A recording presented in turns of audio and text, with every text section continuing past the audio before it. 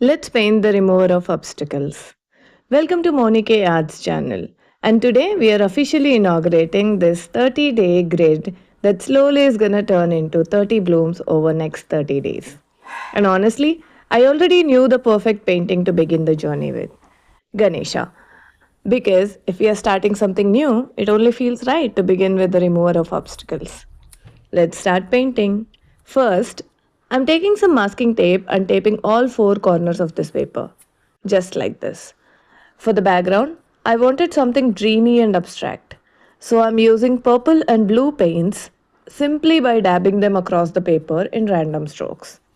Then, I blend everything together using vertical up and down strokes. I'm also adding a little bit of white paint here and there to create some soft shade and depth. I really love how abstract this background looks already. Once the paint dries, it's time to sketch Ganesha. I'm using chalk piece for this, but honestly, you can use anything you're comfortable with. Pencil, charcoal, chalk, anything works. And the way I wanted to create this Ganesha was actually by starting with the symbol Om. So, first, I draw a simple Om shape and then slowly start transforming it into Ganesha. I take my time widening the lines, adjusting the curves, and building the form little by little. But honestly, the first stroke is almost never perfect. And that's something I really want this series to remind us of. Art isn't about getting everything perfect immediately, it's about enjoying the process, trusting your hands slowly, and continuing to show up anyway. Once the Om shape is done, I move on to the rest of the details. The ears, the legs, the mukut, and slowly the entire form starts coming together.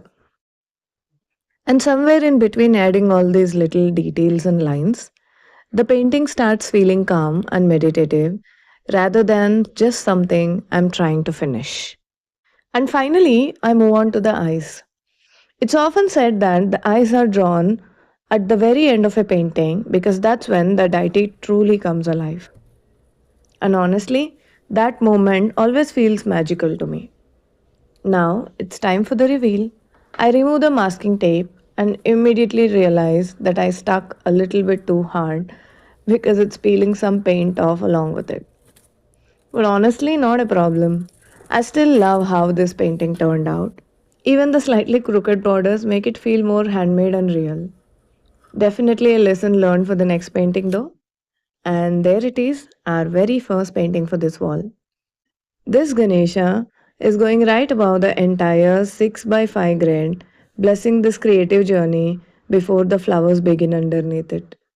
Like the flower offerings to our beloved Ganesha. Day 1 is officially done. Come back tomorrow because we finally start our very first flowers tutorial.